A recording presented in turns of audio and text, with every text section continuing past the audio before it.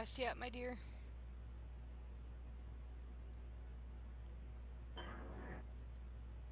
We have no audio? Okay. What about So yeah, now? Okay. Yes, it's saying our event is starting. So, well, should I play the intro again? Why yeah, not? We're we're good here. now. We're good now though. Okay. Hi, everybody. Yeah, I totally fucked up our intro there. I seem to have missed a button somewhere. The joys of trying to do this literally blind. But welcome to Beyond the Trailer Park, episode 202. And we will be talking about Christian Science, but we will get to that in a moment. With us, and we're going to do this again. Hi, Miss Morgan! Hi, I'm on now, so yay. Hello, everyone. I'm sorry, you guys. I'm still, and this is why we are not having guests until I have this down where I'm not making a complete ass out of myself. I hate learning new programs. This is like, this is a killer. And we have Miss Sammy with us. How are you, Miss Sam? I'm well. I'm well. It's lovely to see everyone again. And we have Miss Brigitte with us. Yeah, Bridget Fitch from Holy Crap the Bloodcast. It's good to be with you again. Thank you. And I will put this out there, Sammy, if you have the chat monitor going. For some reason, mine's not showing up yet. How is our volume? Can you hear all of us? Let uh, let us know in the chat. I'm going to assume it is okay. I discovered last week that it was just a simple fix of moving the slider. Yeah. But anyways, so let me get up the right script here first before I confuse myself. Before I start reading 2 weeks episodes from now. I don't think we want to talk socialism tonight. Um, Says you. Should be fun. well, yeah, considering I have about 5 minutes worth of material so far. But oh, Mix it up, you know? speaking of 5 minutes worth, sorry about last episode. It seemed that my ISP decided it was going to poot me off the internet for about 4.5 hours in the Hmm. middle of our show. And being that the show is broadcast from my computer, the girls were kind of left like, where the fuck did Beth go? So, yeah. No, we hung out. We shot the shit. It was good. It's Yeah. good. Yeah, that was fun. Yeah, That was a I chance, but it's just still felt fun. bad because I don't have a smartphone. Okay, so while I can get on the internet, let's just say it would have taken me longer to get on the internet with my phone than it, you know, and so I had no way of contacting anybody to say that my ISP went down. So, We I, figured it out. yeah, I was like, yeah, they'll figure out my internet. Yeah, but the whole system went down. I guess there was a car accident and took down the lines. So, but anyways, um, and one thing, well, we were talking about before we came on whether to throw our hats in the ring concerning the possible impeachment. So if anybody has, besides my panel, obviously, um, has ideas of what we should, how we should approach it, you can ping any one of us.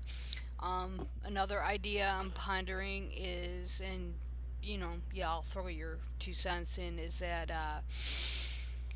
with the primaries coming up, and especially on the Democratic side, which I'm going to assume most of us are going to vote Democrat. Um, there's a lot of yeah. Well, I'm except not. for No kidding. Oh, yeah, yeah. Okay, Morgan. I'm Climate kidding. change, women's I'm rights. kidding. I'm kidding. My God. Oh, I Those know are you my are. two things. Yeah, but a lot of I mean, there's a lot of the general topics that we could get into, like the economy, social policy, all this other shit. But a lot of times, for me personally, and I don't know about you guys, determining a candidate comes down to, for me, like their stance on education, especially science education. Um, Obviously, universal health care, or, Mhm. you know, uh, continuing with Obamacare, correcting Obamacare, whatever, making it so that we all have insurance and we don't all go bankrupt because of one broken leg, you know. Okay. Yeah, no Um, shit. Like, not even that. Like, there was a story I read the other week. A guy in Alabama lost the tip of his ring finger, Hmm. and just to stop the bleeding, he almost had to fucking like sell his trailer and all this stuff, like his home, basically, like everything. Like, it's yeah, insane. Like, it wasn't even like a broken bone, the tip of the finger. yeah. That was Yeah, it it. was like $10,000, Yeah. Well, and yeah, going to the ER well, for an emergency appendectomy, we're talking 50 grand easy with no complications. Jesus Christ. oh yeah. I mean, Mhm. it's so that's an issue obviously for me. Obviously, anything dealing with Mhm. poverty or food stamps, stuff like that. But also, we also have the issue of living wages, or at least an increase in minimum. Like Pennsylvania, all the surrounding states surrounding Pennsylvania are all above federal minimum. So Pennsylvania Yeah. is still stuck at 7.25 an hour. Okay, but where I live specifically, we could not in any way, shape, or form support $15 an hour. So there has to be a compromise. So there's discussion about, living wage, minimum wage. I think it's Andrew Yang who wants to give people money in some way, shape, or the basic income has been Mhm. flooded. Issues like that aren't generally talked about in the grand scheme of things, but I think for some people could be deciding factors. I know how. Places like where you live, subsidies. Yeah. Well, the thing is, like, okay, case in point, the last election during the primaries, I had a really tough time deciding on who I was going to throw my hat in the ring for primaries. Why? Because all of them were fucking anti-science in some way, shape, or form. And I'm like, well, okay, so who do I pick? Because I mean, Bernie. Marianne. Obviously, you were voting for Marianne Oh, Williams. Orbs. Oh uh, Orbs. God. Orbs. Yes. Yes. Yeah. I will admit I'm a single issue voter. My single issue last time was SCOTUS appointments. Well, yeah, and that well, that would be a big picture item. But I'm talking Hmm. about, like, for me, it came down. I didn't know who I was like. Well, who the fuck am I gonna vote for? They're all against science in some way, shape. Bernie's anti. Well, is for GMO labeling, which is the biggest waste of fucking money on the goddamn planet. And then we had one of them was not anti-vax but pro-choice. It's like, so it was really hard, but on the big picture they were all pretty close. The differences weren't enough to like make me vote Republican or something like that, but it's just like, but there's also the issues of SOCUS.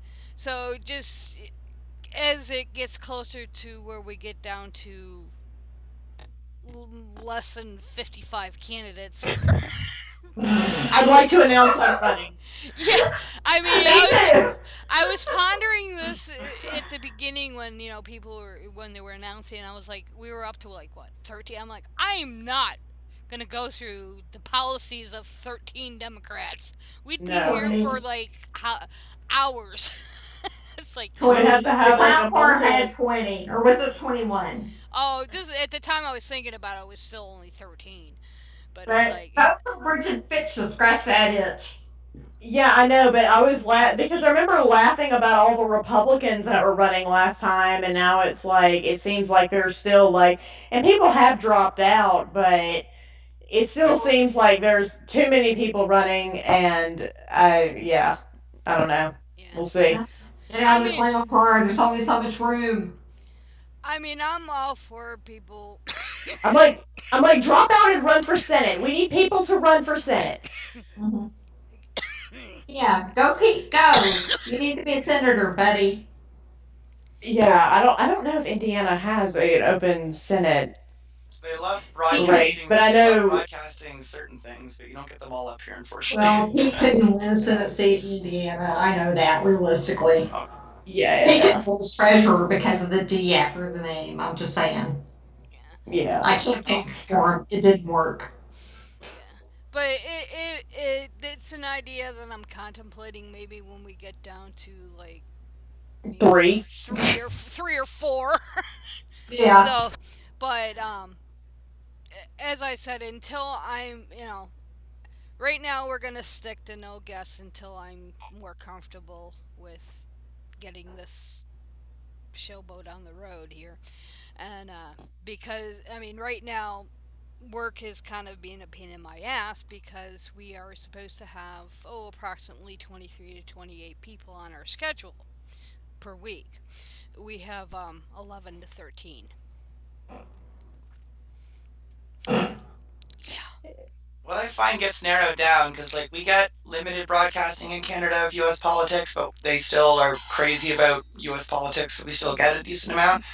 It seems to me that beyond all the confusion tactics, which are definitely there to make everyone fucking confused about who's even the right person to pick, which is on purpose, Mm-hmm. every candidate eventually, like, they'll narrow down a few people, like, they get rid of some of the shittier ones, but, like, every candidate either comes down to being stupid or evil. That's what you get your choices are eventually. It's never like any middle of the road. It's like, okay, this person clearly comes along and says, I want to kill everyone who's not white. Vote for me.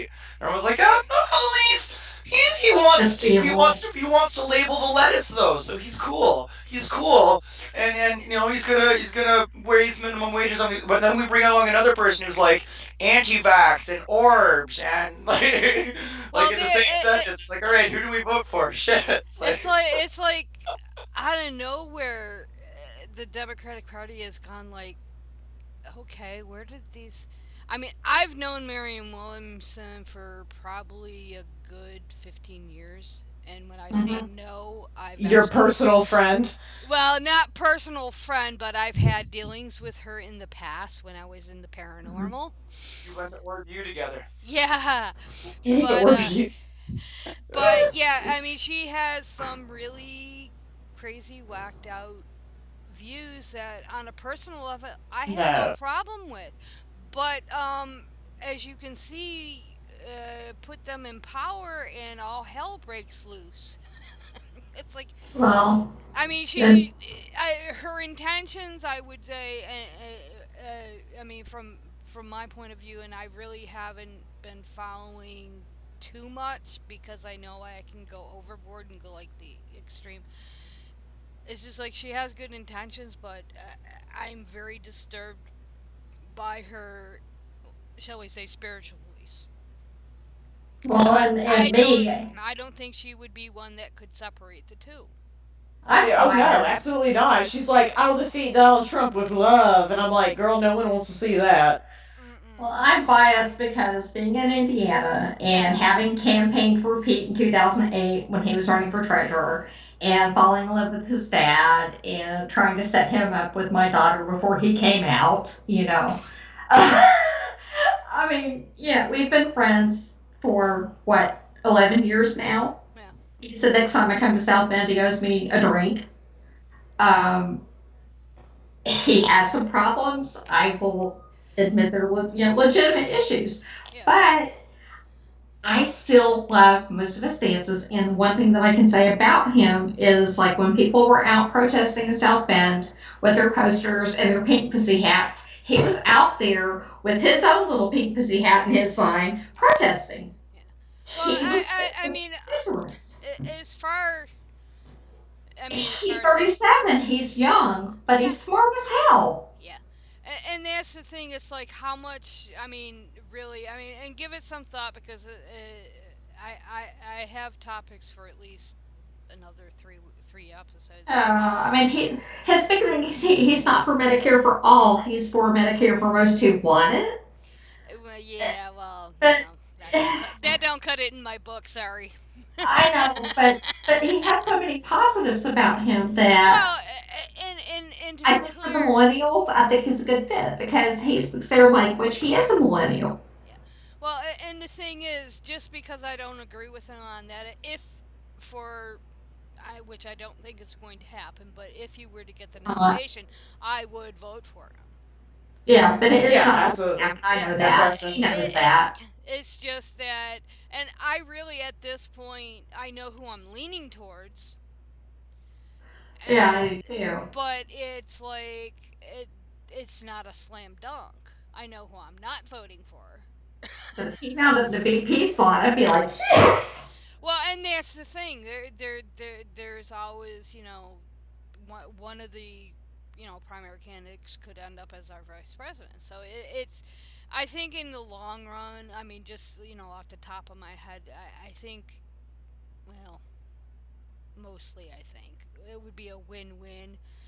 But I'm not real thrilled with the Democrats right now, especially So, concerning the but impeachment. I will have to say for Pete Buttigieg, this is not the last we've heard of him. Oh I mean, he no, will end up as no. an ambassador or, something in foreign affairs or economics, something like that. He would be good at any of that. Yeah. But put your thinking caps on about, I mean, not only you guys but even our those that are listening, if you have ideas for how we should approach, the coming primary season, whether we should throw our hat in the ring, how we should throw our hat in the ring, or should we just shut the fuck up and just find something else to talk about.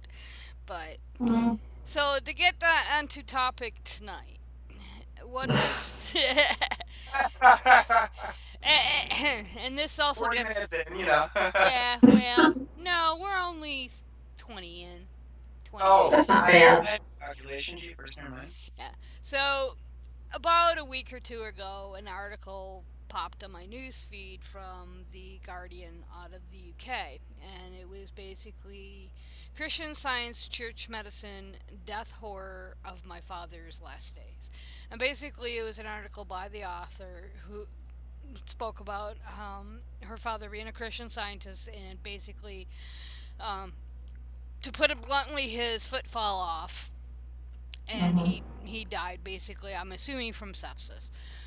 But in the article, she gets into how Christian Science is fading away, and I've always had an interest in Christian Science because there I had two or three people in my family, three if you include my brother's piano teacher, who was included in everything we did as a family, like Thanksgiving, Christmas, all that crap. Um, so I had people in my family that were Christian Scientists.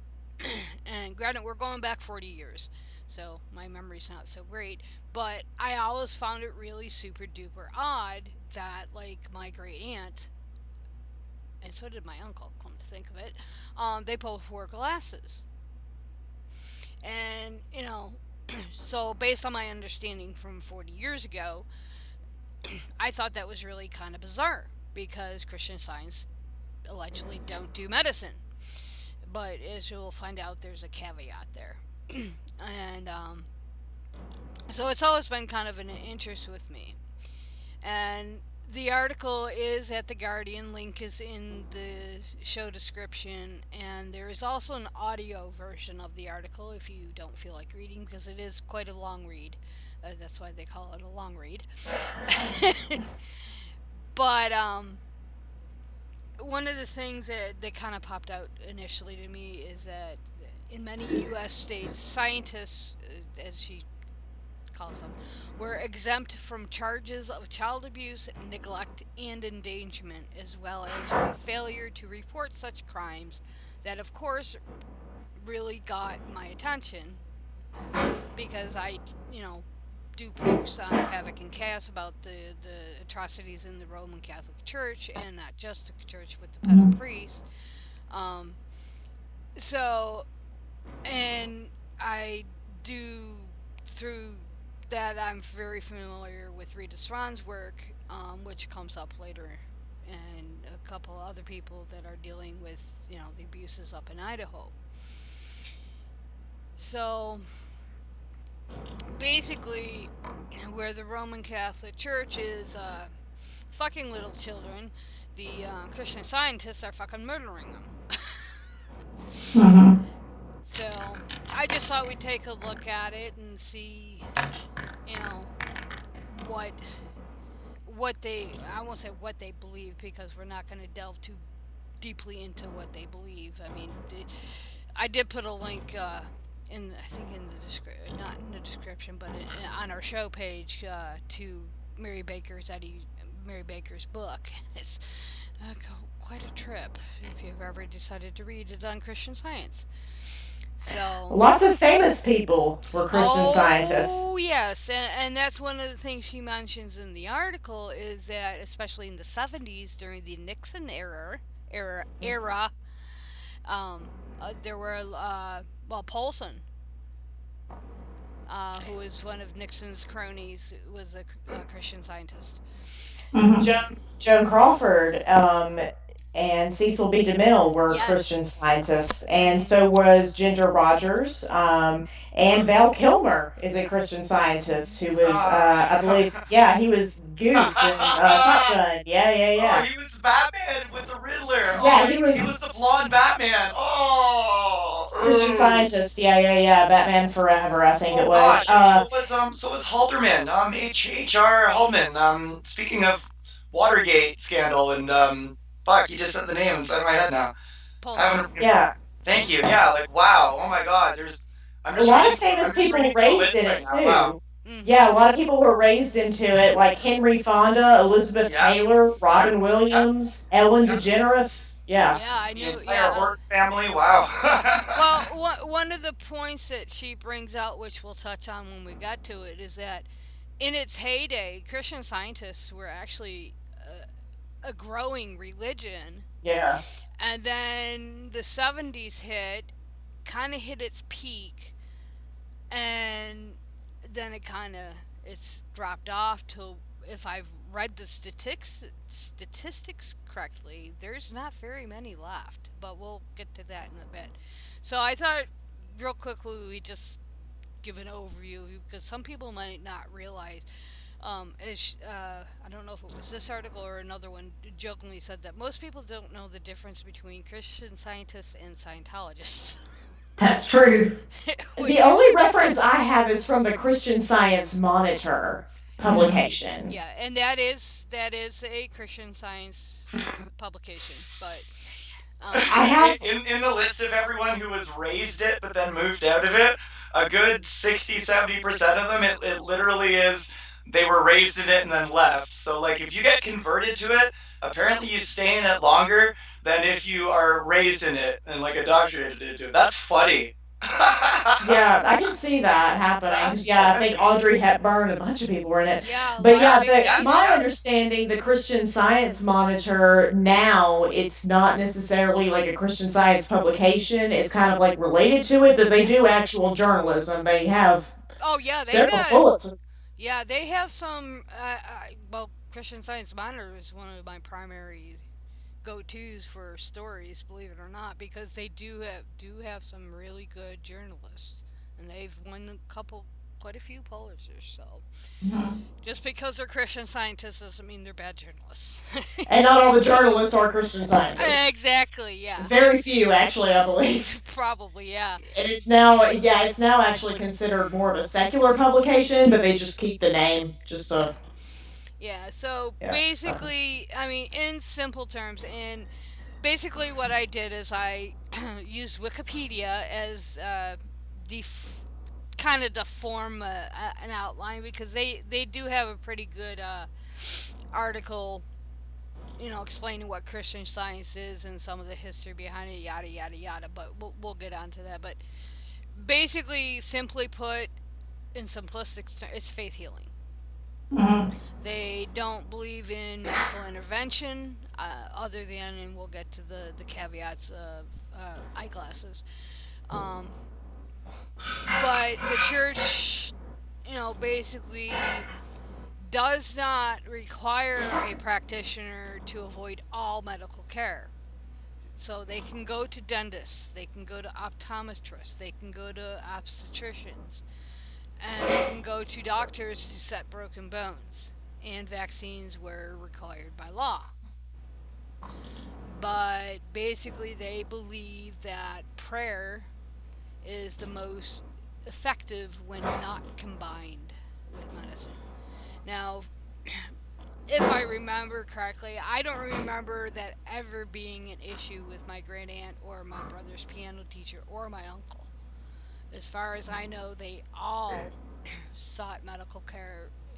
And as I said, my uncle and my aunt both wore glasses, but that's allowed. So, as far as the medical neglect, whether it be a child or an adult, that was never an issue. So I never saw that. But there are cases. I mean, there's some. I mean, especially with children, there are some horrid cases that we'll hit on a little bit later. But um, it's from basically mid to late 19th century New England area. It was started by Mary Baker Eddy, who wrote a book in 1875 called Science and Health. And basically, as I said, she stated that prayer alone would suffice in correcting whatever ails you. Or they lacked medicine out in freaking like Civil War times, so like let's do as much like placebo Well, healing. this was actually after that time period. This was actually when Christian Science started. Was actually during one of the revival periods, spiritual revival periods that were. Oh, later on. Okay, I'm sorry, I'm way too No, early. no. Well, there are a couple different revival areas, and one did send her around the Civil War. So you weren't that far off. Just about 50 years too early. Me and my being raised in Canadian history. Yeah, well, see, but you give a perspective that we don't have because you're not American. Learn the cool shit. Like we burned your White House down. That's why your new one's not made out of wood. Stuff like that. Yeah, basically, Eddy and her few followers at the time, in 1879, they founded the Church of Christ Scientists. And then in 1984, they called it the Mother Church. I'm sorry, every time I saw that word while I was researching this, it was just like, all I could think of was blank pants.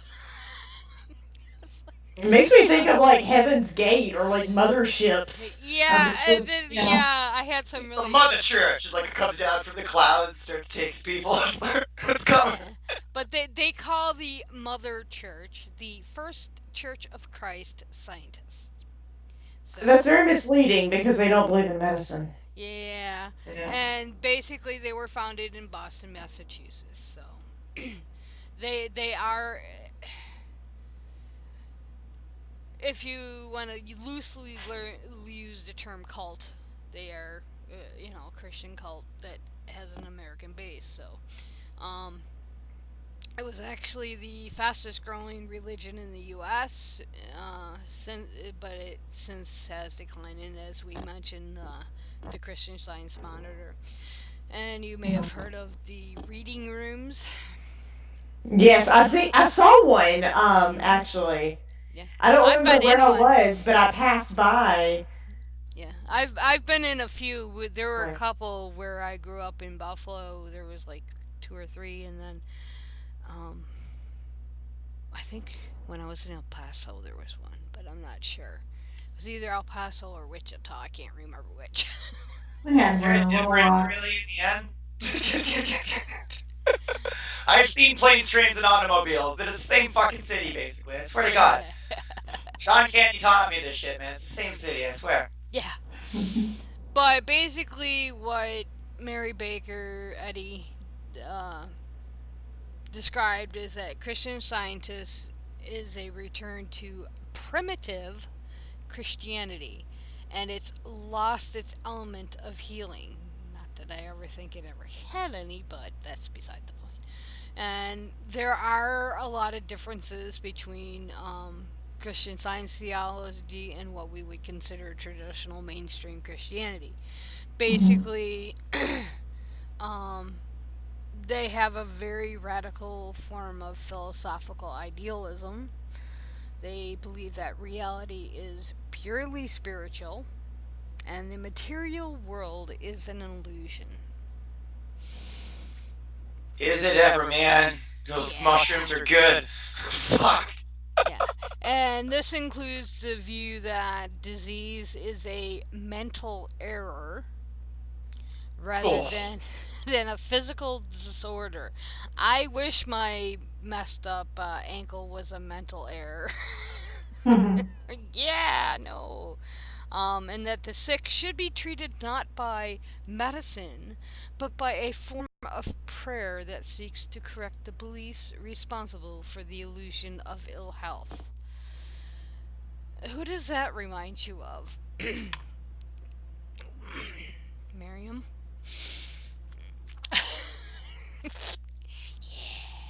The orb, she's returns. Yeah.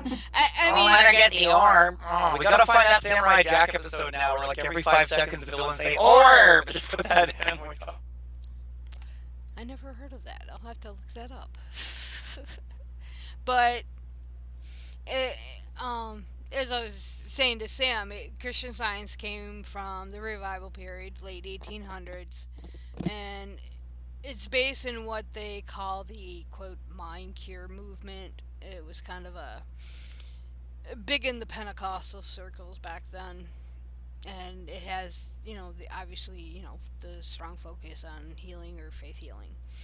Um, what's weird is that it can trace its roots to a guy by the name of Phineas Parkhurst Quimby. He was a mental healer whose motto was the truth is the cure.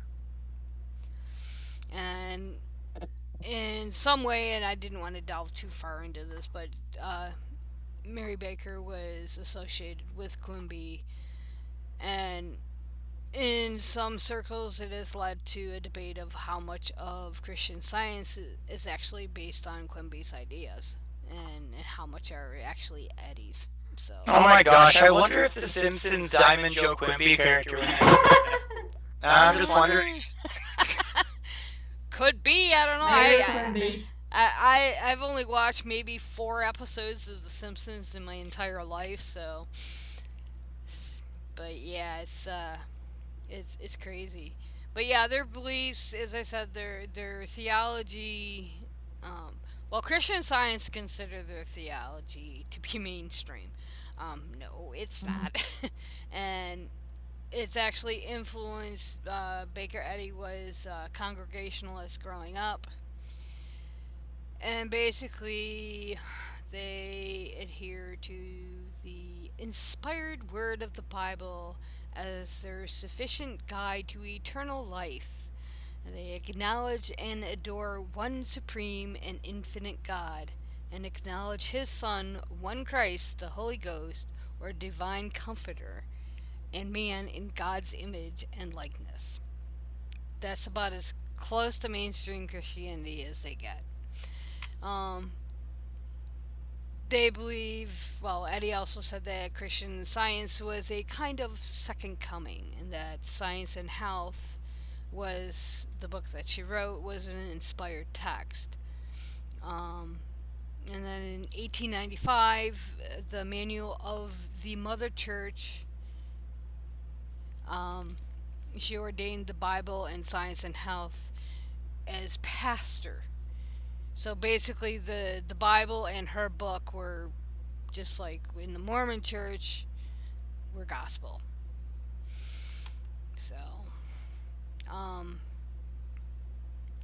as the as Fraser, who wrote this article, put it, Eddy basically said, I should blush to write of science and health and key to the scriptures she added onto the title a few years later, as I have, and I can't even read this, as I have were it of human origin, I, apart from God, its author. So she's basically saying her book was inspired by God. But as far as the differences, Morgan, do you want to hit those? I mean, between, yeah, like, so first of all, with her Trinity thing, should I get into that first? Yeah, you just go right. I mean, you can go right down whichever one floats your boat. All right, so for the Trinity, now this was kind of hard to follow because I mean the Trinity in general is kind of a very odd concept with the Trinity being the Holy Ghost, the Father, God, and Jesus Christ being the same but also different. Now she to doesn't necessarily believe in a trinity.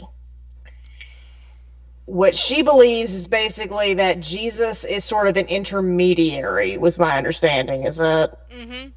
accurate? Okay. And he's showing us the way to connect to God and was basically a messenger in that sense. So that, of course, is considered heretical to mainstream Christianity, to say the least. Um, and then, you get into the, let's see, where'd my thing go? Sorry, my outline just like disappeared on me. Well, one thing with the Trinity, and this is why it's considered heretical, is it's a form of polytheism in her mind. Yeah, And yeah. yeah, go ahead. No, I was just gonna say, yeah, it's a form of this whole polytheism thing, and then she also refers to, I know she refers to God as Mother God, Father God, um, things like that. That would, of course, be considered very, not cool with a lot of Baby mainstream God. Do, Christians. do, do, do, do, do, mama God. Baby God. Do, do. Oh, shark. Shit. Sorry, wrong song. Shit. Yeah, basically, yeah, you got the mother and the father and the mother church and the mother God and the father God and yeah, all this kind of stuff. So, that being heretical, and then you get into her whole thing where she wrote her book on faith healing too, which I mean most Christians don't consider that to be mainstream. She wrote a lot of books on faith healing. Yeah, she's got Um, quite a few actually. quite a few, yeah. And then, of course, with her faith healing and her rejection of any kind of modern medicine Yeah, being, not something that, I don't know many Methodists who are like vaccines are bad. yeah, So in that sense, yeah, of course, being out of the mainstream, yeah. but Well, she also, I mean, where she differs, like on the atonement and resurrection. She doesn't believe that the crucifixion was a divine sacrifice for the sins of humanity. Um, Basically, she looks at Christ's death on the cross as bribing God that for forgiveness, which is not. which is heresy. Yeah, Yeah, to put it very lightly. Yeah, that is yeah the ultimate. Yeah, because I mean, if any, that's the tenet of Christianity. Basically, is that yeah. Jesus came to earth to die for sins, and Hmm. her saying basically that this was kind of like a testing God almost kind of thing Yeah, yeah, and is very she was very good at reinterpreting, like in the creation narrative in Genesis. She accepted the creation narrative up to chapter 2 verse 6, yeah, and then nothing. and then nothing after that. Yeah, which is amazing. And also, but her life after death Yeah. theory was a little interesting. So, um, they were very vague, and according to Wilson, there is no doctrine of a soul in Christian Science. After death, the individual continues his probationary state until he has worked out his own salvation by proving the truths of Christian Science. And Eddy did not believe that the dead and living could communicate, which I know that this was very a big thing where a lot of people were accusing Eddy of being basically a spiritualist at that Yes. time. So I know that that was probably one of the main reasons she especially hammered on that to set herself apart from, the spiritualists who were holding seances, which were very, very popular during that time. Yes. And yeah, so her whole thing was, it reminds me, so her whole view of this probationary state, it kind of reminds me of Mormonism, Mhm. where you kind of sit there and you have to learn about Mormonism, and until you've learned enough about being a good Mormon, then you can move on and get your own planet and all that kind of stuff. But or almost like a purgatory, Yeah, but you I have was to just sit there thinking and learn. yeah, I was just thinking that just popped in my head about purgatory because if I remember correctly, from what I've learned in the past, it was that's basically, yeah, you learn your mistakes until you get out of purgatory, and it's like, Yeah, yeah. until you learn enough, yeah, and then you get to move on to the next step. So, but I mean, again, they're saying that her beliefs are kind of vague. It's like, okay, well, when do you move on? And it's just like, oh, well, when you learn the truths of Christian Science, and it's like, well, what are those truths? How long does it take? How Well, and that where do you go after that? Is there a hell? Is there, and it's that reminds me a lot of yeah. Scientology in some ways, because in Scientology there's what, 8, 9 levels before you're quote clear. It's like, and A every bunch. time you learn, you have to learn more each time. Oh, you're not quite there. You got to learn this yet. Oh, you're not quite there. You got to learn this yet. Oh, you're not quite there. You got to learn about Xenu now. It just, it's You got to like, pay more money, more and money, more more money. money, Yeah. more in the case of Scientology, and Yeah. some of your other cultish like groups out there, and um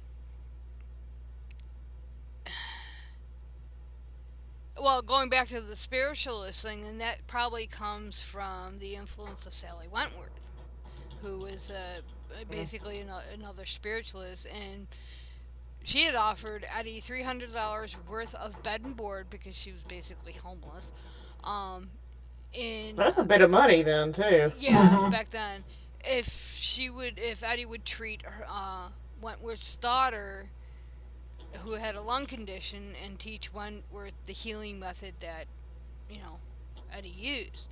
So Eddy stayed with Wentworth for 2 years, from the dates given were 1868 to 1870. Basically, she taught Wentworth um, using Parkhurst Quimby's unpublished essay, Questions and Answers. And that essay wasn't published until after he died, and this is, excuse me, where the accusations of, well, shall we say, plagiarism came about. Um, but eventually that friendship association went south as well. She didn't seem, I mean, from what I read, she didn't seem to keep people in her circle for very long. Oh yeah, that was a big thing of hers. She couldn't Yeah, keep it's people like, around. wow, I thought I was bad. um, and then she did eventually open up what they called the Mary B. Glover Christian Scientist Home, and Mary B. Glover is her maiden name. Hmm. Um, and then she basically used her maiden name and her married name pretty much interchangeably. So a lot of times people will hear Mary B. Glover and not realize they're talking Christian Scientists. Um, Basically, what it was, there were like 7 or 8 students that formed an association that would basically pay Mary Baker Eddy a certain amount every week, basically to keep her from being homeless, if she would preach to them every Sunday. And they called themselves the Christian Science Association. And as I said, her book was published in 1874 or 75 ish, The Science of Life. And then Well, it was called The Science of Life, and then she initially, changed the yeah, name to Science and Health. yeah, thank you. I can't read my own fucking notes, and they're not even Oh no, handwritten. fine. No, which I mean, that is kind of a misleading name because you think about this time, people are, more and more scientific breakthroughs are happening, particularly in medicine and in health, and, hygiene is being talked about. So it is a very misleading title if you think about it, because it's like, oh, science and health. It's one of those new, books about, how we're using science to take care of your health, and it ends up to be a bunch of, faith healing Yeah, nonsense. it wasn't until, and then when the sixth edition hit, which was in 1883, she added "with a key to the scriptures" to the title, and basically it was a 20-page glossary containing her definitions of biblical terms. God, that reminds me of Jillian so bad. Basically, the book sold like 15,000 copies when it first came out between 1875 and 1885. So, I mean, as we might, she has, I think, 17 books out, if I remember correctly. There's quite a list. They're all called things like Science and Health and Life and Science, and it is very, you Yeah, textbook sounding almost. yeah. But what's really,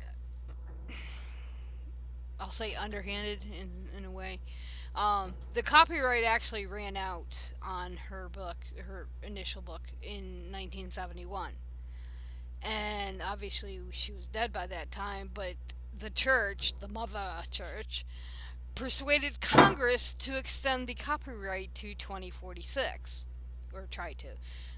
The law was overturned, obviously, and deemed unconstitutional in 1987, and after it was challenged by United Christian Scientists, which is an independent offshoot, kind of like the independent offshoot of Scientology that exists, and so that's why it's in the public domain.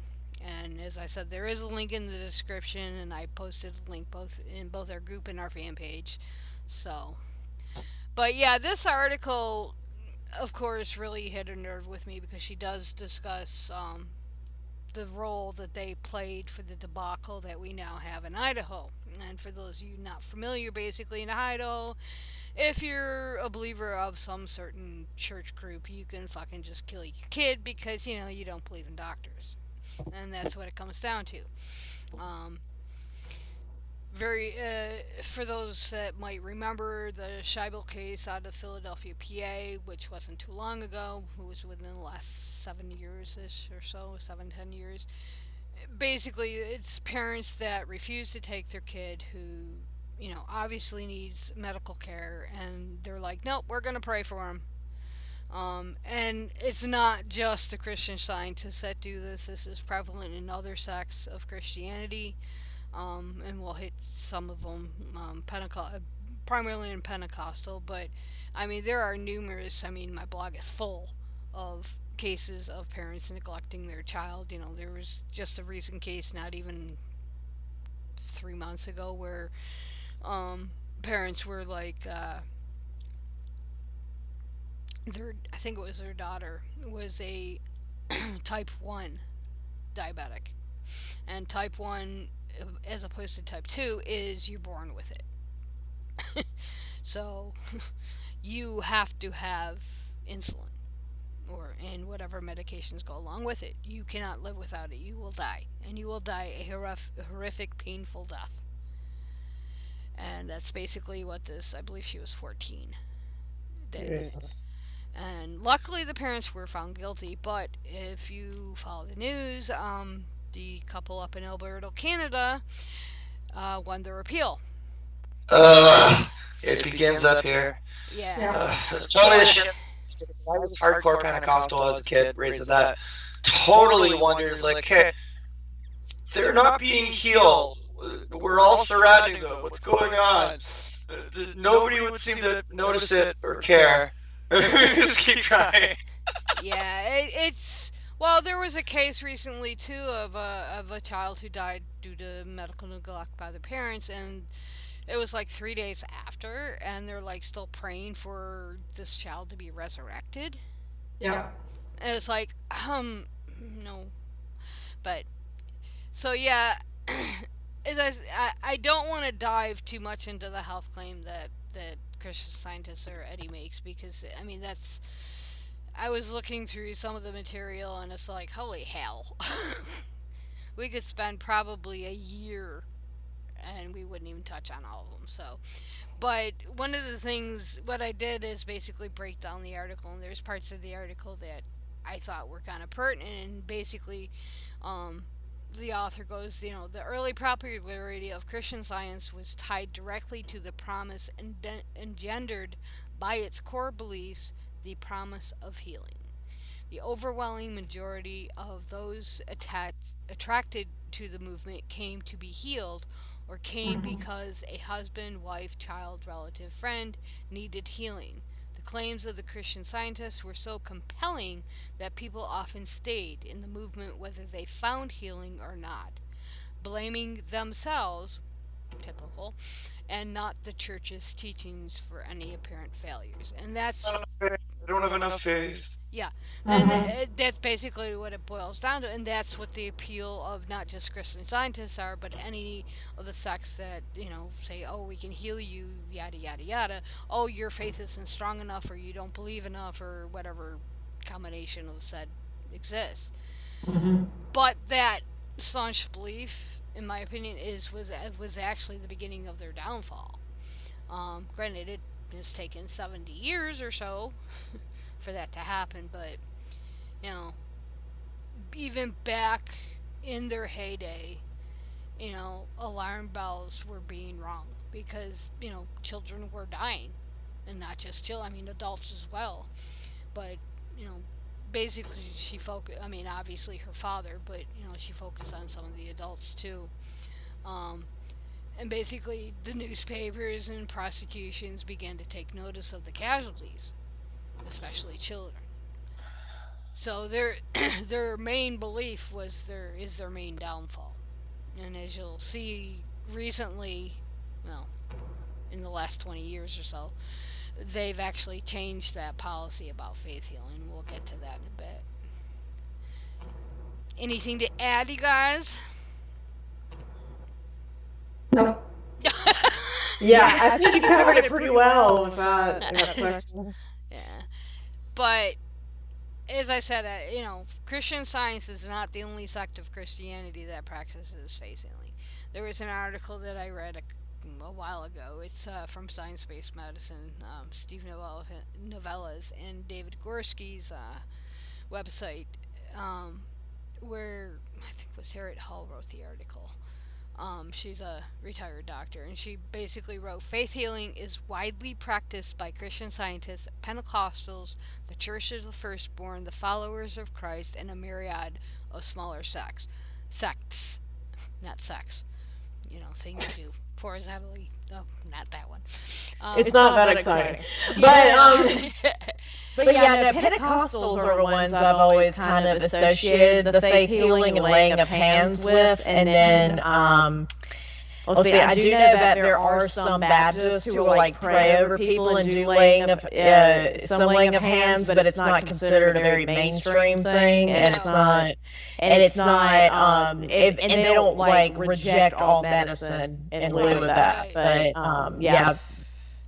Yeah, and that's the thing. Like, I mean, one of the things that drew me to Pentecostalism was, at the time I was an undiagnosed bipolar, so I was having these horrendous, mood swings and delusional thinking and all the bad stuff that goes with bipolar, and I wanted to get rid of it because I thought I was, infested by demons, of course, and that led to my botched exorcism, but it drove me deeper into the faith because obviously I didn't believe enough.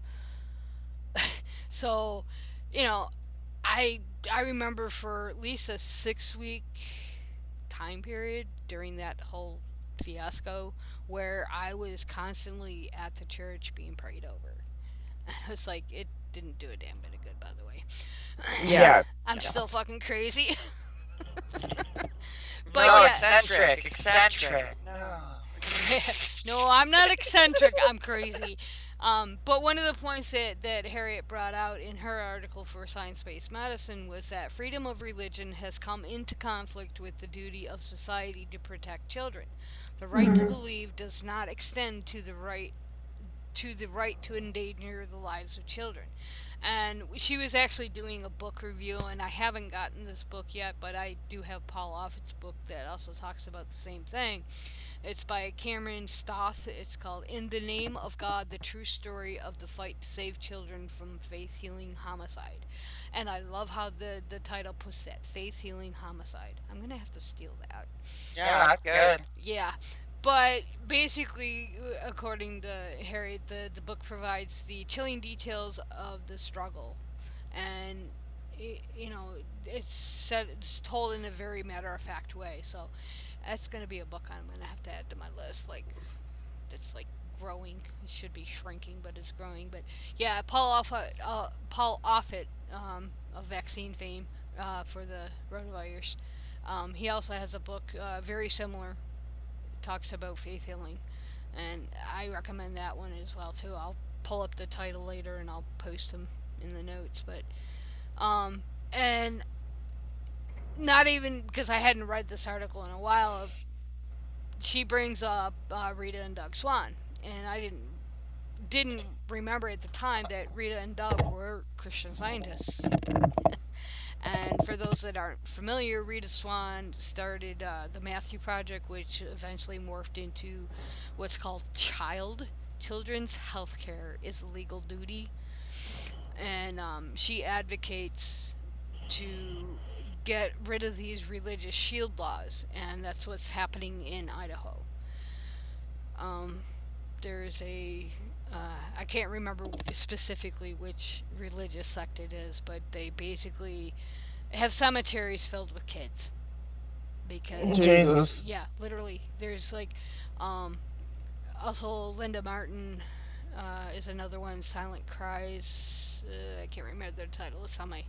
I'll put the link in there. She primarily advocates up in Idaho because she has family members that were affected by this.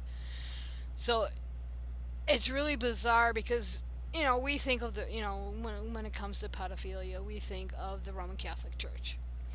When we think of the faith healing, we don't think of Christian Scientists, but they're actually the impetus. Mm-hmm. They are the reason we have the mess that we have now. And it spread beyond, just these Christian Scientists. It spread even into the woo people who weren't necessarily religious per se, like, Mary Ann. Mm-hmm. Basically, there's a paper, and I will put the link. I had trouble putting links in the description because I'm still figuring out the program, but I will put these links in. There was a paper by Stauth and Rita Swann that was it was written in 1998, but it's still pertinent. And basically, it's child fatalities from religion-motivated medical neglect.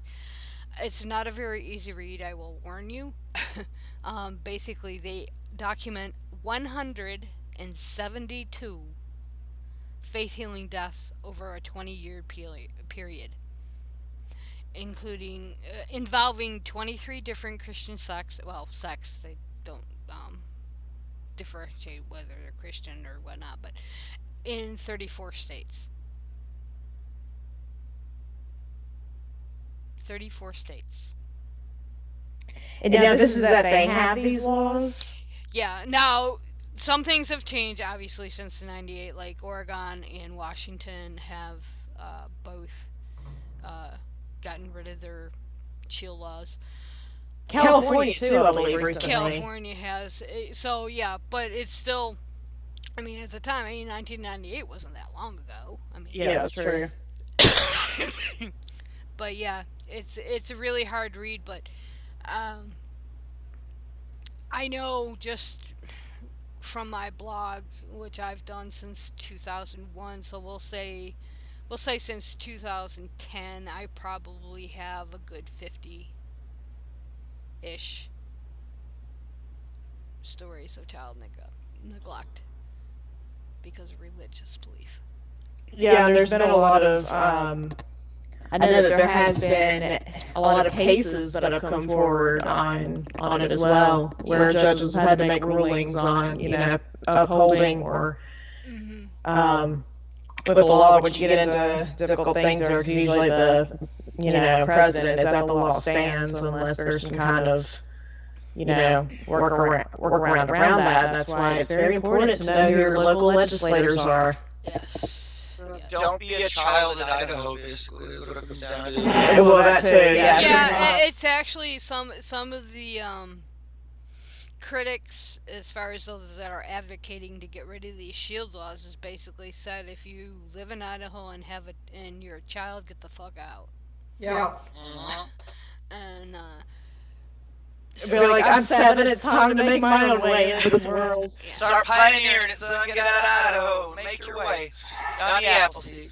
But yeah, I mean, the author goes on basically. So, I mean, their main tenant it was actually is actually their downfall, and then basically what the author was saying is that by the 1970s, which is considered the high watermark for the church's political power, with many scientists serving in Richard Nixon's White House, as we mentioned earlier, and different federal agencies, the church was well on its way to accumulating an incredible array of legal rights and privileges across the U.S., including broad-based religious exemptions from childhood immunizations in 47 states, as well as exemptions from routine screening tests and procedures given to newborns in hospital.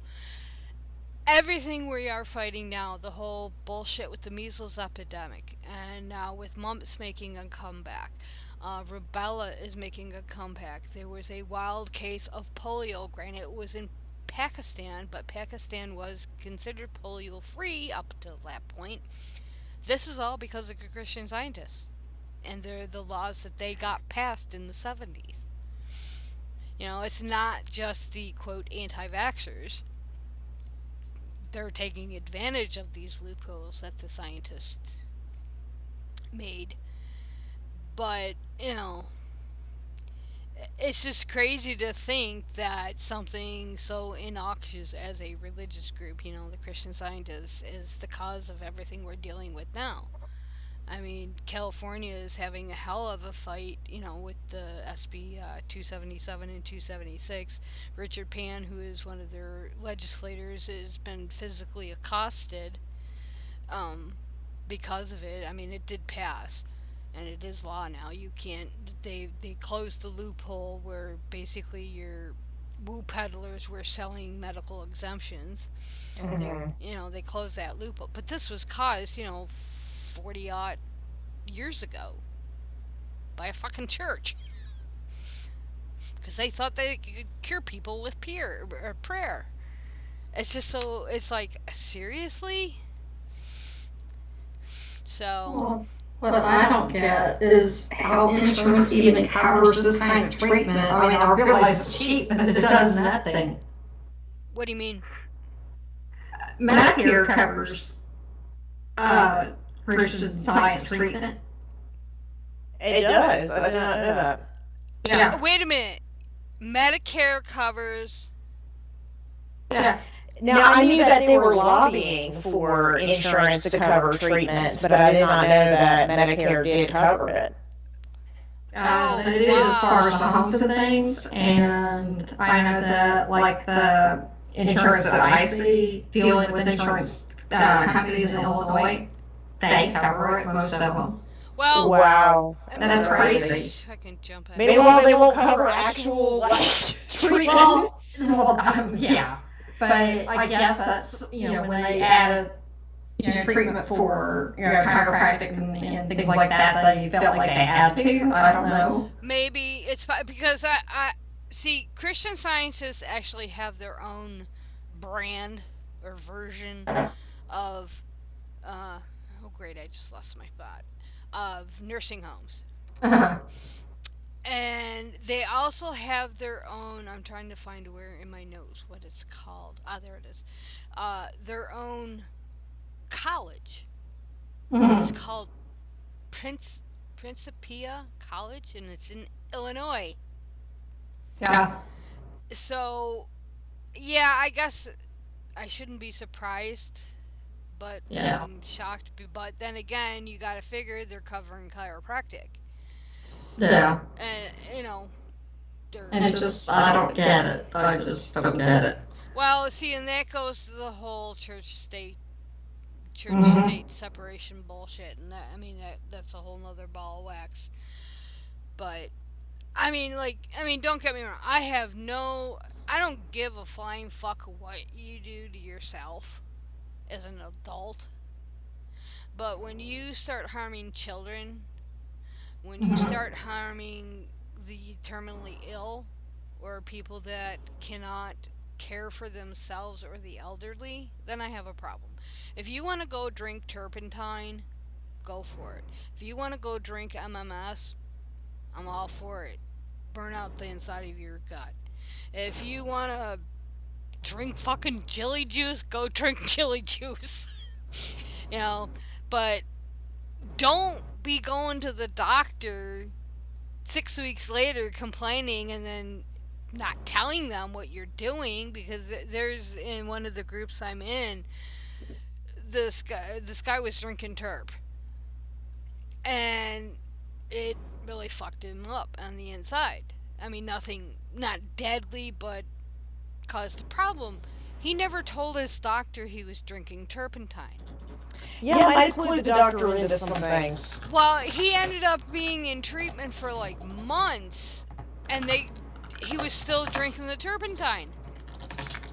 And finally, he let it slip, and the doctor looked at him and like, you're fucking poisoning yourself, basically. And within a week of him telling it and him stopping it, he was fine. Well, I won't say fine, but he was better. So yeah, if you want to do that to yourself, go for it. But don't do it to people that can't advocate for themselves in some way, shape, or form. I mean, that's where I think, wow, that Medicaid thing really blows my mind. Medicare. Well, yeah. Well, if Medicare, I wouldn't be surprised if Medicaid covers it too. I'd have to look at it. Medicaid doesn't like to pay for anything, though. Yeah. True. Yes, but yeah. So the article goes on. Basically, it said, as a result of what we just talked about, as far as the being their own downfall. Whoops, I read that part.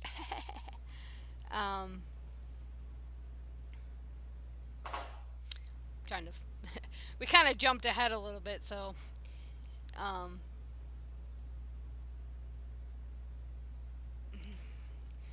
Trying to catch where I'm at here.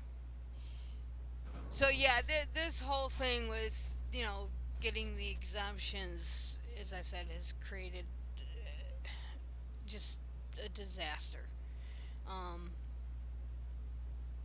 And basically, the article states, in many U.S. states, scientists were exempt from charges of child abuse, neglect, and endangerment, as well as from failure to report such crimes. Practitioners with no medical training, which none of them have, were recognized as health providers, and this is going to your point about Medicare. And in some states, were required to report contagious illnesses or cases of child abuse or neglect, and they weren't doing this. So yeah, people started to take notice. There was one, and one case where, well, in Washington, where in 2014, it's pretty sad when states have to write specific pieces of legislation to close these loopholes, but they wanted to eliminate an exemption in Washington state law that allowed Christian Scientists, but not other members of other religious groups, to treat their children with prayer for faith healing instead of regular medicine. So it was okay for them to do it, but everybody else, had to follow the law. And if I read the information correctly, the bill did not pass. So Christian Scientists, I think now it has caught on that they did finally close this loophole, but I couldn't find any updated information. I don't know if my Google foo is really bad or what. But again, Science-Based Medicine has a pretty good article that I'll throw in there. It's a little dated, but gives some of the history of it. And not to belittle the Christian Scientists, even more so. People have to remember the anti-vaccination stance, the anti-medicine stance, pretty much has been around since day one. It's always been there, but it always seems someone takes it to the extreme. And this goes to the whole Medicare issue, is that a whole system of Christian Science nursing homes sprang up. And basically, there were unlicensed Christian Science sanatoriums, and nursing homes. And basically, they catered to patients with open wounds and bodies eaten away by tumors. And some of the pictures I've seen of some of these patients they had were absolutely horrid. I mean, my stomach doesn't turn easily. Don't eat your lunch looking at them. I'll just say that. But yeah, so you know, they have they put DNRs for simple things like if someone's breathing is being hindered and they stop breathing because of an obstruction, you can't resuscitate them. Yeah. Oh, But they even know how, though. oh, Even if they could. okay. Guess what line I just saw? They provide no assistance for those who have having trouble breathing, administer no painkillers, react to no emergencies, do not resuscitate, is their default. But some of these facilities and the incompetent care they provide are covered by Medicare. Yeah, I think when you brought that up earlier there. Well, I didn't even realize. When I read it earlier, it didn't click when Bridget said it. Yeah, I saw that they were lobbying the, other insurance companies, but I did not realize that Medicare was one of them. I think maybe I read that statement and it immediately flew out of my brain. Yeah, until you brought that up, Bridget, it didn't even click, and it was right in the article that this shit is covered by Medicare and U.S. national healthcare insurance programs. My God. Wow. Insane. Medicare for all! Okay, maybe. Orbs for all next. Like, God. We all get an orb too. I want a blue one. I want a chocolate orb. I want blue. Yeah, to with my purple hair. Yeah. I mean, what do you? I want an orb that's like the one that Trump and the Saudi prince and all of them were touching. And then what the fuck that was. That's so Is cool. that the one where their hair went all funky? No. Well, I don't know. It's not a big giraffe, but it was a cool No, it's not one of those. But it's like a glowing orb, and then there's like Trump, and then the Saudi prince, and a bunch of stuff. And I was just like, what evil And then it's called it again. It's called it unleashed? again. It's like blue. Yeah. Remember from that show, The Island, where everyone had a number based on what conspiracy they knew, and there was that giant white bouncing ball thing that always caught number 5 and brought him back? Can that just like eat president and then just keep bouncing? Just disappears. No, but unleashed some kind of hell into the world. I think that's what it did. I mean, what do you guys think so far? I mean, well, I'm not going to become a Christian Scientist thing. Yeah. I wonder what their porn search history is like. Only you, Sam. Only me verbalize it, but They're not I mean, and the thing, well, I have never, I think, God, I don't think lots of nerds and doctor porn, I bet. It's forbidden fruit. I've never seen anything. I mean, it's not saying that it's not where they've had a stance against pornography or LGBTQ issues or any of that stuff as far as social issues. But it's just, this is really the only thing that I'm personally aware of that they have really had their fingers up their ass about. Is being able to fucking kill other people.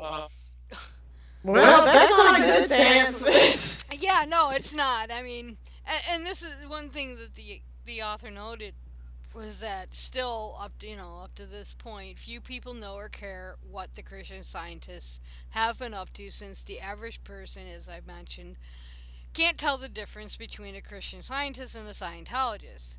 And the decline of the faith, once a major indigenous sect, may be among the most dramatic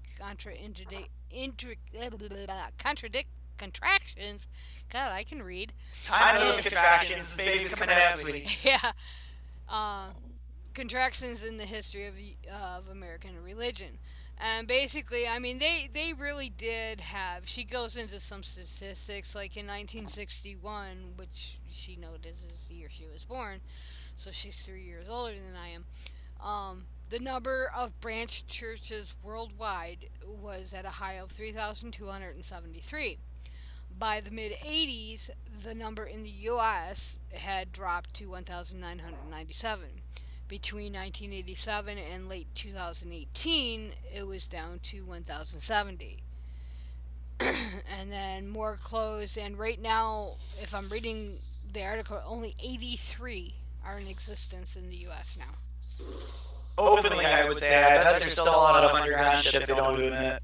Well, Yeah. Christian Maybe. scientists, especially Baker Eddy, did not like to be counted. Of course not. You know. No, don't stand up and be counted. No, don't read that verse. No, skip that one. You know, and then the author goes on to slide into irrelevance has been inexorable. The number of practitioners has fallen to an all-time low of 1,126. Dang, that thing rose and fall like crazy. Because there was like, it went from like Henry Fonda being raised to it, Cecil B. DeMille, and all these people, and then it's to clarify, yeah, Henry Fonda was raised in it. Probably, I believe he left. Yeah, he left later in life, but yeah, he went from all these like. People in the Nixon administration and everything, and then now there's like less than 2,000 practitioners, which is crazy. Like CIA admirals and like huge fucking people. Yeah, and now it's like, and now it's nothing, basically. It's like some corn goblins. Well, and Smith down the road, there you go. Yeah. I mean, I can't think of anybody that I know now that's a Christian Scientist. No, I mean, I knew of one. I knew one, but she's deceased now. Yeah. I know a bunch of Scientologists. Well, I should say ex-Scientologists. So I know one that's. Don't let him laugh at that. It's sorry. Well, Mr. Fitch's grandma was one. Oh. Yeah.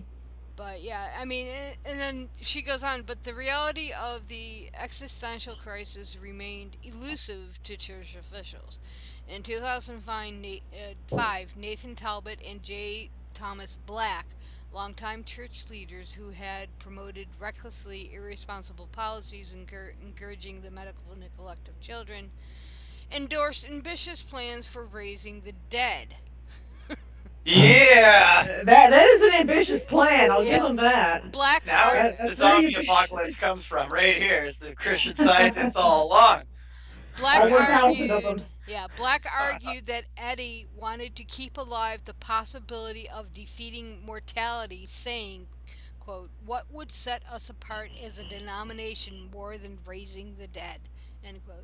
What indeed? But wait, do you believe in purgatory? Like, I guess that's why she kept her life after death things very vague. So what, you're just pulled out of purgatory to be risen from the dead? Or he's just wandering around trying to work it out. Well, Yeah. Then she goes. The author goes, but for all its attempts to reach a wider world, the church has found that the world could not care less. I mean, it's a pretty. I mean, That's pretty accurate. this whole article is pretty scathing in her critique of the church, and I do actually have a rebuttal article to this article. So, and it's very telling. I put the quote at the end that I thought was telling, but we'll get to that. You know, I wish this was true for all religious belief. I mean, not just Christian Scientists. And I've actually had people, because I have on my Twitter feed that I believe that all religious mythos should die. And it's pretty harsh, I know. And I've actually had people say, "Oh, so you want us to die?" I was like, "No, I didn't say you believers. I said the mythos." I said what? Yeah, it's like I said, no, I don't want you to die. I said I want what you believe to die. And, I do believe, the world would be a better place if we had no religion. I know that's a utopian dream, but when you have a religious leader, Peter LaRaffa, you guys might remember, who's basically said that 2 plus 2 is 5, and if the Bible stated such, he would believe the Bible over what's, well, reality. Mm.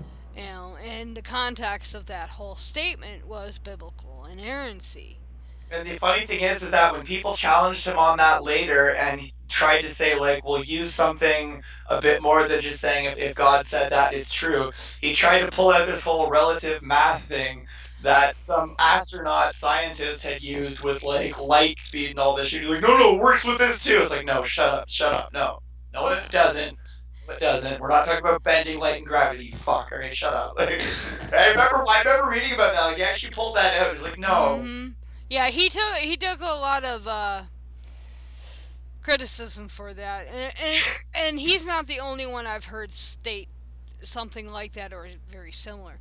And it's just Yeah. like, he was trying to defend biblical inerrancy, but basically he basically showed that biblical inerrancy is bullshit, and he's not really, it's like, so yeah, you're biblical. It can't be because it's unfalsifiable in your mind. So yeah, it needs to go away. So, but yeah, I just wish what's happening to Christian Science was happening to other religions. And in some regards it is. I mean, and we can thank the internet for that. Um, but I think, especially the kids, the younger generation, you know, are not clinging to religion you know, like what we were raised with. They find it. I mean, one of my coworkers is like, "Oh my god, that's fucking bullshit." Although then, I it's kind of an aside. I generally do not talk religion at work or politics or anything that will set off anybody. Usually me. Um, but somehow the typical, yeah, I'm an atheist. Oh, you don't believe in anything. I'm like, no, that's not what it said. Uh, well, first this person didn't even know what an atheist was, and then they're like, well, I got talking about evolution or something. Well, me and another coworker, and she's like, oh no, God did it, and I'm like, okay. So I pose this hypothetical that I like to throw out to people like this. Well, if you take the Bible story literally, it was Adam and Steve because Eve would have been a clone of Adam because, they took a rib. Eve was a forced transition. She was trans woman against her will. It was not fair to her. Well, It's then. the Bible, not the straight bull. I love it. Oh my god. I'll have to remember Yes. that. Oh, But you've been then, insane. Oh my. then the clincher for me, and this seems to be the general feel I got from not a lot of people, but a lot of people I talk to concerning, well, I don't know what you're talking about, but I've never read the Bible, but that's what I've been taught. Yeah, religion has to die. Yeah. I mean, now, one caveat I will throw out, this individual was only 17. But at 17, I was getting ready to go to college, so. Yeah, I just think there needs to be at least like I think maybe not even necessarily religion needs to die. I just feel like there needs to be critical thinking, like Mm-hmm. just at least when it comes to like I don't know medicine, things like that. Like I don't care that you know what you believe personally again, but it's like when your beliefs are leading to people dying, then yeah, That's a that's gonna problem. be when yeah that's gonna be a problem. Yeah, it's just. Yeah, it just. When that happened, this was last night when it happened, so of course, in the middle of writing this up, it was like, oh my god. It's like, yeah, this is why religion has to go bye bye. as you said, Morgan, critical thinking must take over. Because it's like, you got these individuals just, so, oh, that's what I was taught. You've Yeah. never read your Bible? Oh God, it reminds me of the Marilyn Manson interview on Fox like 20 years ago almost now. Do you remember when he did the Fox interview just to answer all the shitty controversial questions? Like everything from this. Well, what's funny is, just as, I mean, as a joke, because I only have one physical Bible, the rest are on CD. Well, they're on my computer. So I said to this person, I said, well, since you haven't read it, which version of of the 70 Bibles would you like to read? I have one upstairs. She just looked at me like, what?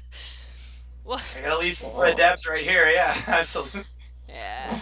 Yeah, I only have my NIV that I have a physical, but yeah, everything else, I mean, everything I do is on the computer, so. But yeah. And, and, jeez, already going on 11. But one of the things that Fraser mentions in the article is that there have been more than 50 Christian Science parents practitioners who have been charged with crimes against their children.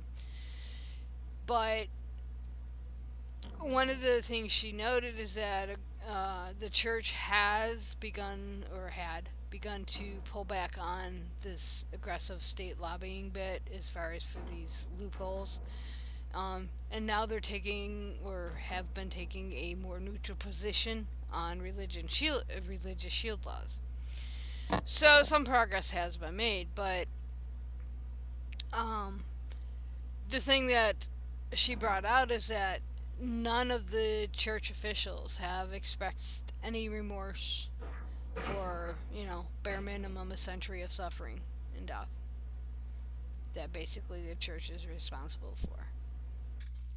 And while they may have softened their stance, it really has done nothing to stem the abuses by other Christian sects. So, okay, they've stopped, but others are still continuing. So they started the ball rolling, and now are backing off. That the pot's getting a little too hot, and this is basically, I mean, analogous to the whole pedo priest issue with the Catholic Church. You know, it was, Christian Science put religious exemption to child abuse on the books. They opened Pandora's box. They released it, and same thing with the Catholic Church. While I think the only difference is that it's been going on in the other churches besides the Catholic Church, but just not getting the press they are now. But I have over 5,000 blog posts concerning abuses within the church, not just diddling priests, but other members of the church, and also for financial issues, scams and frauds and stuff like that. So it's a problem. I mean, yeah, just because the Catholic Church got caught, other churches are still doing it. They're barely getting caught. yeah. They're barely getting caught. Well, they're getting Pennsylvania caught. and New York State are like the only ones getting any real type of crackdown, it looks like. Well, they're getting caught. Whether they're getting prosecuted is. Well, they're getting like press and people are aware of the issue, but yeah, people act like it's just an exclusively Catholic problem when it's not. No, it's By not. far. It's just they're not getting those cases aren't getting as much attention. The press isn't aware of it, and I feel like people, at large aren't as aware of the systemic problems that are happening in the Catholic Church are also happening. Yeah. Well, and that's one of the points I have to occasionally reiterate on my blog, is that this is not, like you said, this is not just a Catholic problem. This, and I mean, the SBC is a perfect example. I mean, their institutionalized misogyny and treatment of women goes back at least, bare minimum, 50 years. And basically, the whole, I mean, if I were to take the time, I bet you I could find stories in the 70s, 60s, and 70s. Probably wouldn't actually take that much effort, funny enough. It's probably actually more information then than there is now. Yeah, so, I mean, and it's really sad that, two of the biggest issues, killing your fucking kid and fucking your fucking kid, or, well, somebody else doing it, um, it's like nobody. It's like, oh, yeah, that's a Catholic Well, crap. somebody think of the children. Seriously, I know that seems to Yeah. me. Actually think of the children for once. It just blows my mind because I've been reporting on the issues with the abuses in the church since 2001. That's 18 years. And it hasn't changed. And here, just today, I'm thinking, oh, I haven't had any stories about botched fucking exorcisms on kids. Guess what popped today? A fucking father tried to exorcise his kid and killed him. God. Yeah, I'm like, oh, I better not think anymore because Lord knows what else might show up in my news feed. I haven't read the story yet, so I don't know the whole situation, but the headline insinuated that the father tried to do an exorcism on his kid and killed him. I don't know what for, why for, or any of this, but it's like, seriously. Yeah. But I think, I've kind of harped on this, but I think, the author asked, like, a set of pertinent questions. So, did the softening of some Christian Science attitudes suggest that the church was undergoing a genuine change of heart? Or were they trying to save their jobs, their pride, and the institution? And I think with the whole pedo priest issue, the same questions can be asked. I think the issue with the misogyny within the SBC and the IFB, the same questions can be asked, especially, it's like, um, as I put it, questions that can also be asked not just of the Roman Catholic Church, but other institutions dealing with the pedo priest. My experience, from my blog, um, we're dealing with pedo priests, anti-LGBTQI issues. We're dealing with child neglect. There, even some of the financial frauds that are going Yeah. on in the church are just they're fucking stealing from their fucking senior citizens that have been members of the church for God knows how long. But yeah, I think it was a really good article, and at the end, she describes her father's last days. Um, I don't remember if this is the quote that describes. It might get graphic. I don't remember if this is gross. She goes, sometime after his death, I dreamed about him. I was alone in a warehouse, a dark, menacing space, and in it my father had dissolved into a miasma covering the floor with a kind of deadly toxic slime. Somehow I was tasked with the problems of cleaning it up with that and the religious exemption it has seeded, and laws all across the U.S. will leave a disaster in their wake, resulting in lives ruined, in unnecessary suffering and death, and in legislation that allows every crackpot cult and anti vaccination zealot to sacrifice their children. Christian Scientists can renounce Eddy all they want, but it will not undo the evil they have done. This is. That's just it, basically. Like, they can say and they can break off from her as much as they want, just like the Mormons did. It doesn't really hide anything, really. And I'm gonna get a little graphic just so people understand that the woman that wrote this, when her father died, um, his foot literally fell off Yeah. on the floor. That is what Christian Science led to. He most likely, I don't remember if it states specifically in this article that it was from sepsis, but basically, yeah, his foot rotted off. And he had a systemic sepsis. And what I find really bizarre is that there was actually a response rebuttal to this article. Okay, and this is from a Christian Science practitioner. Yet her depiction of the Christian Science Church is almost unrecognizable based on my own experience. Yes, like many other Christian denominations, our church has had important lessons to learn and has seen a decline in number. But the Christian Scientists I know strive to provide unconditional support for their loved ones, with each individual free to choose the type of healthcare, including medical, and that is most effective for them. The 5 years I spent as administrator of a Christian Science care home, a place full of joy and longevity for those choosing spiritual healing, were far from what Miss Fraser describes.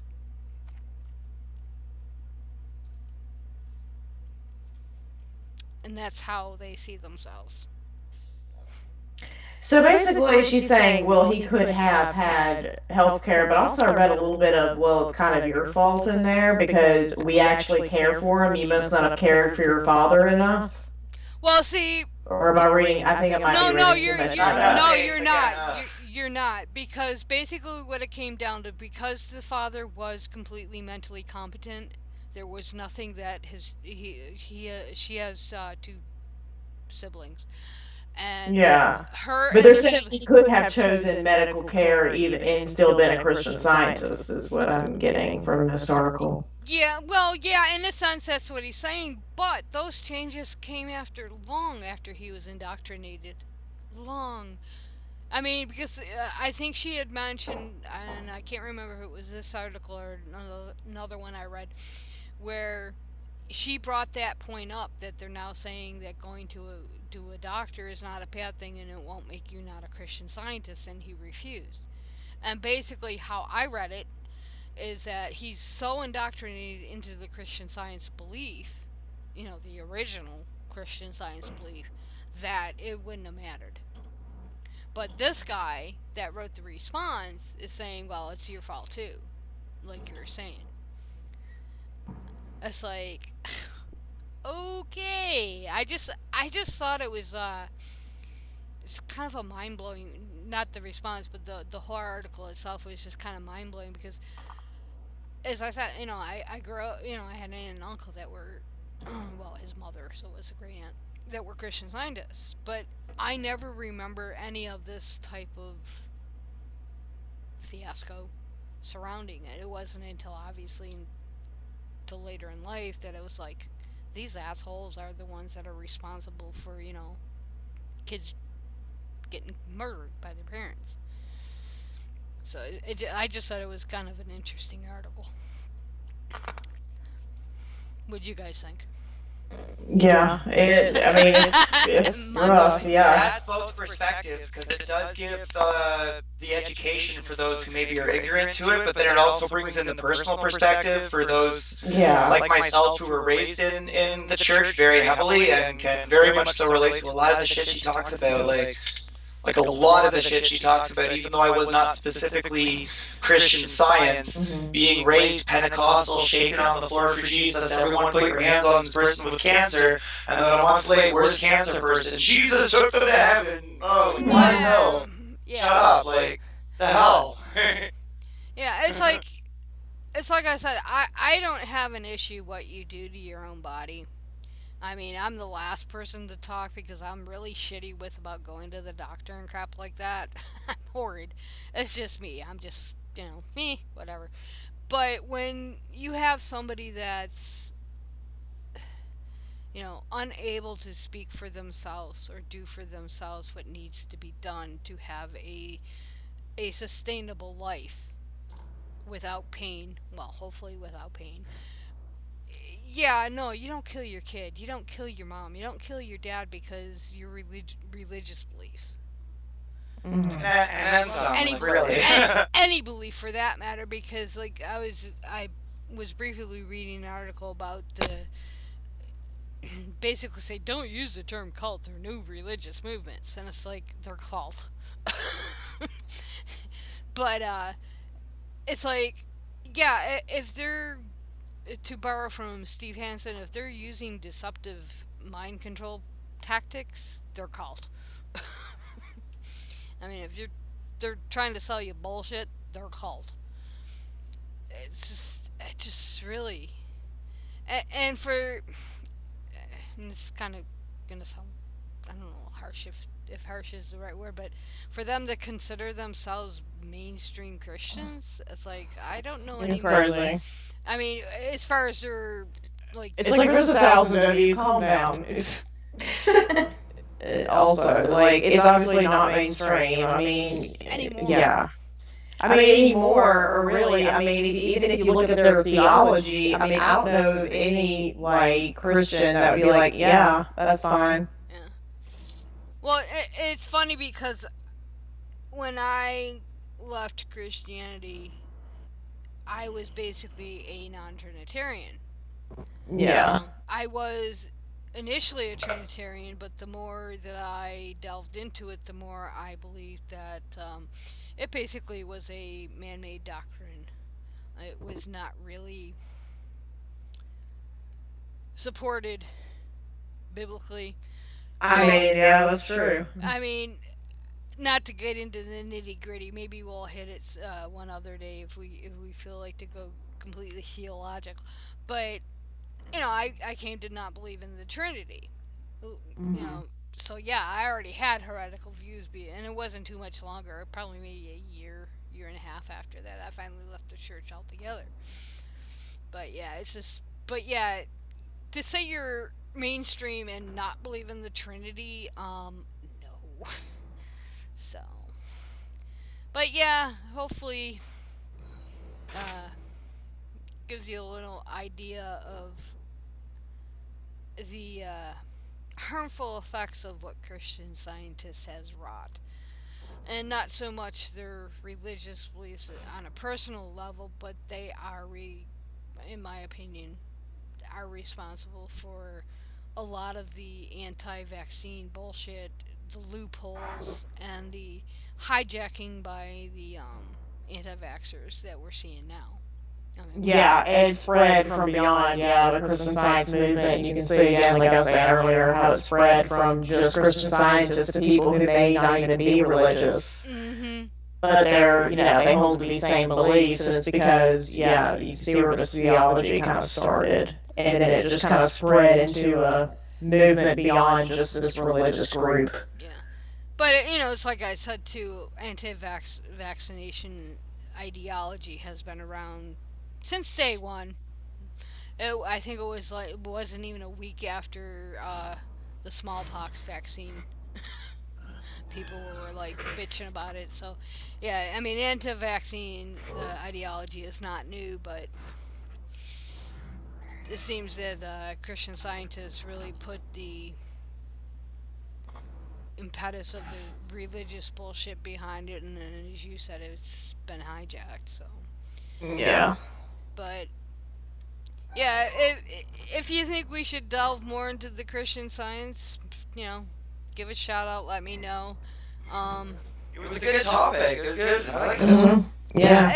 I was really, probably because of, as with my blog and what I do, it just really just kind of hit me funny, and I just started typing out some thoughts, and I was like, well, here's our top, because I've already got half of our, well, not half, I'll say about a third, of,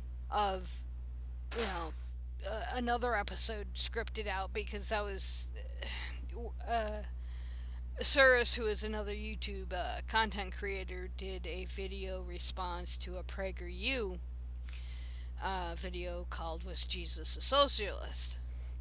And it's an argument, well, we'll say a small argument, that I know I've made kind of off the cuff, not really well researched, where, okay, yeah, Jesus was a socialist.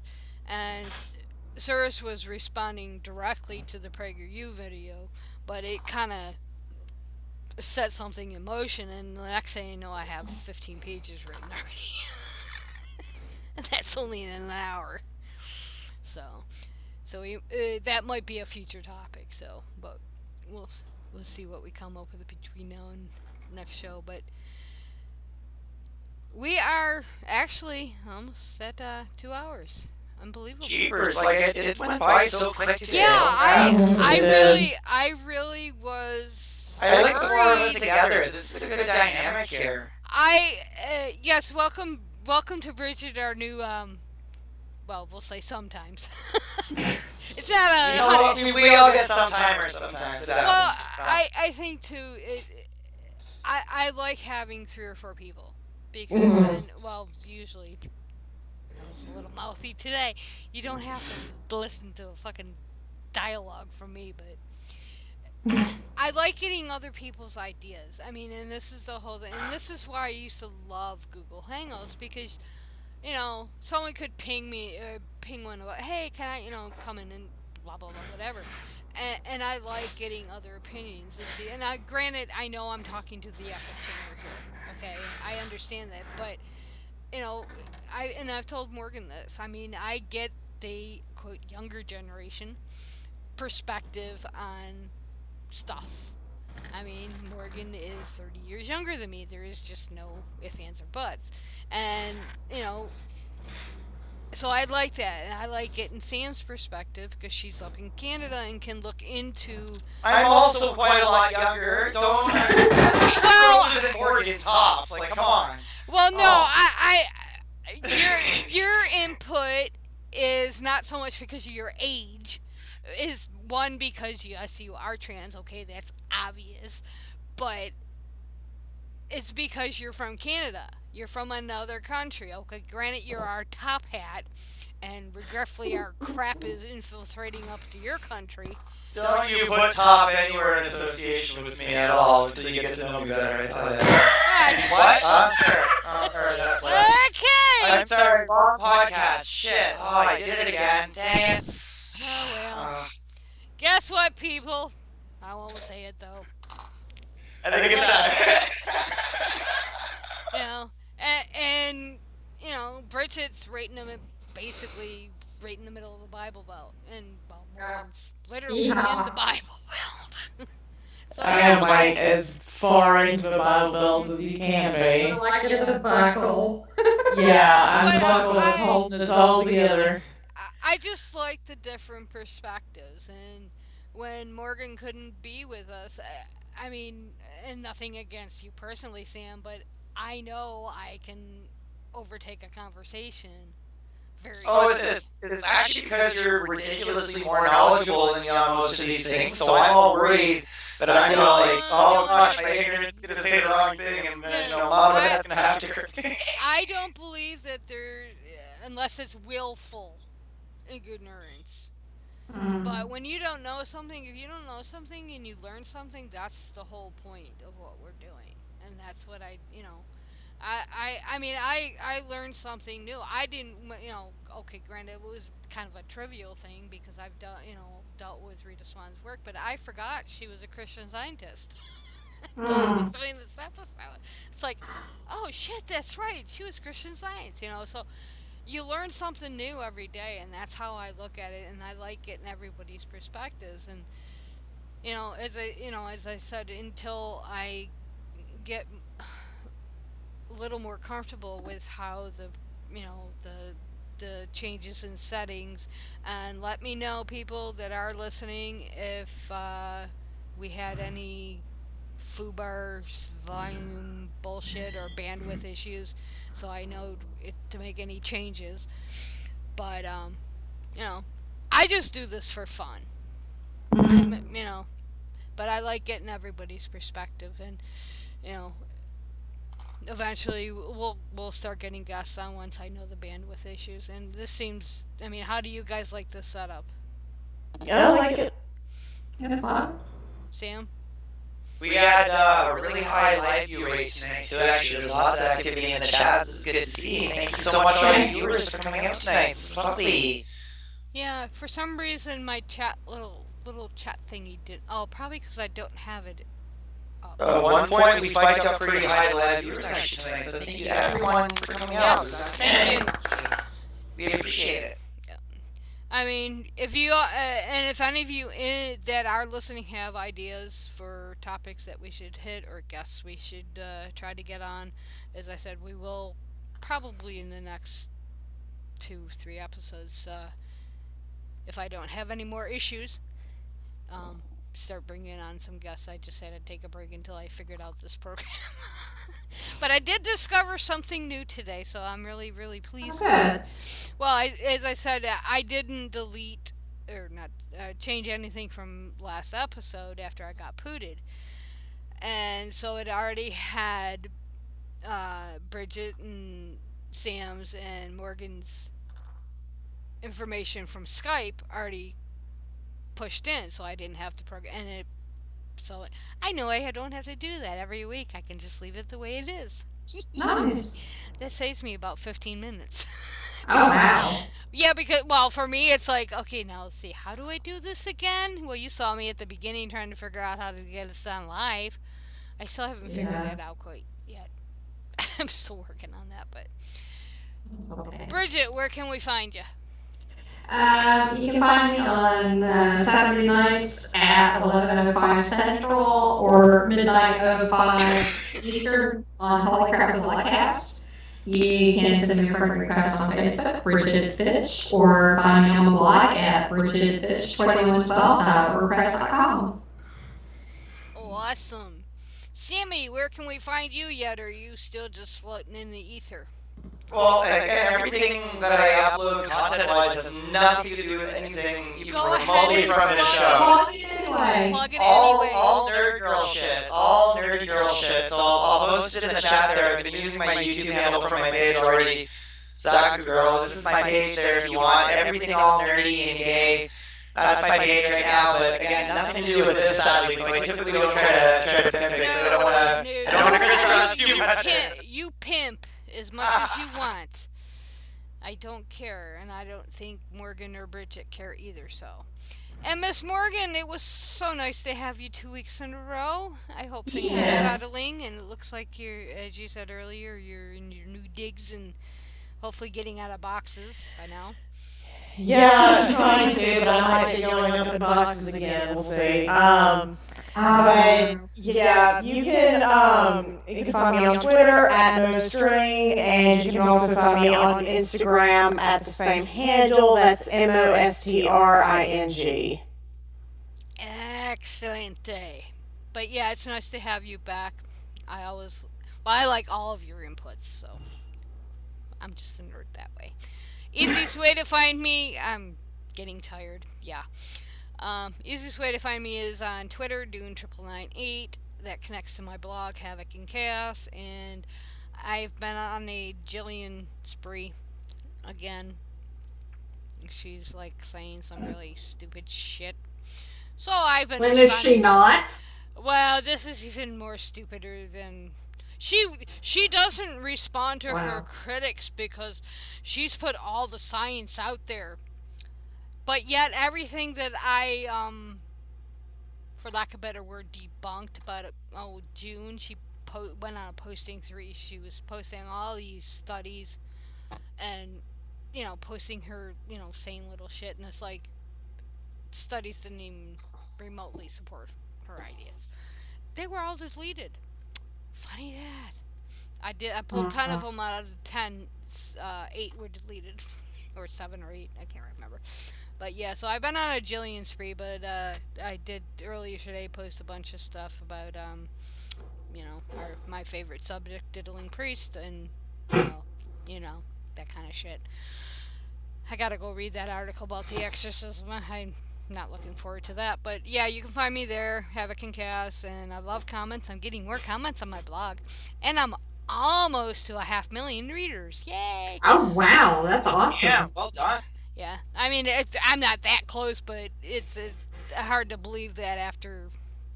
I mean, granted, I've been doing this, well, as I said, since 2001. So yeah, it's taken me 20 years to get to 500,000, but who cares? But yeah. You can find me on Facebook, Beth A. Hambridge. If you're going to send a friend request, make sure you say it's show related or somehow let me know, because if not, I most likely will ignore it unless we have mutuals. Also, for those of you that do listen and are interested, we have a show page, um, which basically I will post updates about the show, um, and promos, etc. And then we also have a fan page, which we do in conglomeration with Holy Crap, the vlogcast, because both Shujin and I, we are actually both offshoots of the original Atheist on Air. So when uh, we just kind of combined it, but we do ask that we do have 3 questions you have to answer to be even remotely considered as a member. I will not approve you if you do not answer the questions. So First don't. one is, what is your favorite animal in Quest and color and something like that? Yeah. Oh, I don't know that. Yeah. They're simple. Did I just hit my mute button? No, we can still hear you, sweetie. I love Can you Monty guys hear Python. me? Oh yeah. Yeah. Yeah, can still hear you. We just had a geek moment. Uh-oh, we did lose you. Dang it, Morgan, you did it again.